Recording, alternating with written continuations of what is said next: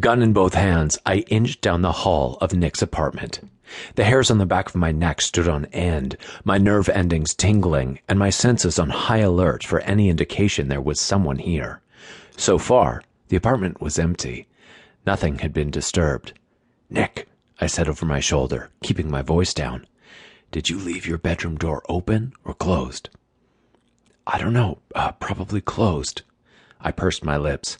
Up ahead, the door was ajar. As I took another step forward, I said, "Stay up against the wall." Fabric rustled behind me, so I didn't look back to make sure he'd done as I asked. Instead, I continued toward the door, listening for any movement beyond it. If Jesse was here, he could be in any state of mind, lucid, volatile, going through withdrawal, in the middle of a high. The kid was mentally ill anyway, plus he was a crack addict. After he'd attacked Nick the other night, breaking his nose and nearly strangling him, there was no predicting what would be going on in the kid's head now. At the door, I paused for a moment, listening. Then I nudged the door open with my foot. Everything happened so fast, so goddamned fast. He must have been completely still, completely silent, and I didn't see him until he raised the gun. Until the muzzle flash startled me, sent me stumbling back in the same instant fire ripped across the side of my arm, and a donkey kick's worth of force hit the center of my chest. Nick tried to steady me, but we both went down. As he scrambled to his feet, I gripped my upper arm. It was a minor wound, grazed me. My chest ached where my vest had stopped the second bullet, and breathing took some extra effort, but it was nothing serious. And Jesse was still here. "Are you okay?" Nick asked. Concern and fear were etched all over his bruised, cut-up face. "The gun!" I coughed, then spoke through clenched teeth. "Get my gun!" The pistol that had been in my hands had fallen just beyond the open doorway, so Nick took the revolver from my ankle holster. From the other side of the doorway came a hysterical, familiar voice. "Oh God! Oh God! Oh God!" "Jesse, put the gun down!" I called out. I moved to my knees. "Jesse!" I'm sorry, I didn't mean to, I'm sorry," came the shrill, shaky response. "I didn't mean to, Mark, I didn't—" "Jesse, just calm down." I kept my voice low. The kid only knew me by my undercover name, and probably had no idea I was a cop. He was already delusional, and had long ago bought into a charade my partner and I had put on for months. As I tried to figure out how to defuse this situation, I noticed Jesse had dropped his weapon.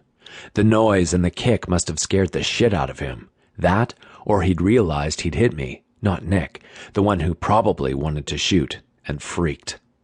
Dropping my voice a little lower, I said, "Nick, his gun, it's on the floor." I nodded toward the bedroom. Nick looked. Then he turned to me and mouthed, "What do I do?" "Just stay there." I gestured at the revolver in his hand. "Aim the gun at the doorway." He cocked his head. Just do it. He goes anywhere near either gun, do not hesitate to fire." Nick nodded and drew the hammer back. He swallowed hard, his Adam's apple bobbing between the purple and red welts across the front of his throat. I thought he shuddered. He had to have been scared out of his mind, but he did as I said, adopting the shooting stance I taught him and aiming his weapon at the bedroom doorway. "Jesse, move where I can see you," I ordered.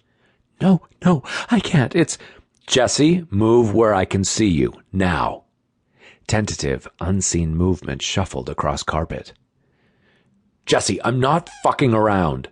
I sucked in a breath as I gingerly pushed myself to my feet, still clutching my wounded arm. "Get in front of the doorway with your hands in the air and don't touch that gun.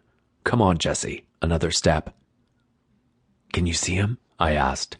"Not yet," Nick said. "Come on, Jesse," I barked. "Now." "Please don't shoot me," came the shrill voice from the other side.